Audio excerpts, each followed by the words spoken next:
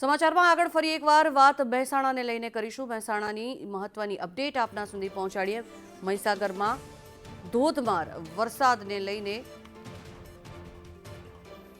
હવામાન વિભાગે આગાહી કરી છે। સતત વરસાદના કારણે થઈને સંતરામપુરમાં પણ વરસાદ વરસી રહ્યો છે અને સતત વરસાદના કારણે રોડ રસ્તા ઉપર ભરાયા છે પાણી।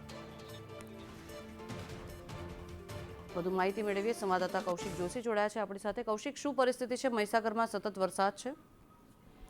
ચોક્કસથી મધ્યરાત્રિથી મહીસાગર જિલ્લામાં સતત વરસાદ વરસી રહ્યો છે। ગાજવીજ સાથે વરસેલા વરસાદના કારણે જિલ્લાના 6 તાલુકાની અંદર મેઘમહેર યથાવત છે। કહી શકાય કે જિલ્લાના મુખ્ય મથક લુણાવાડાની અંદર 4 ઇંચ કરતા પણ વધુ વરસાદ ખાબક્યો છે, જેના કારણે ગોધરા છે। બીજી બાજુ વીરપુરમાં પણ 3 ઇંચ કરતા પણ વધારે વરસાદ ખાબક્યો છે અને વીરપુરના ખરોડ ગામે વીજળી પડતા એક ગાયનું મોત થયું છે, જેમાં પરિવારનો આબાદ બચાવ થયો છે।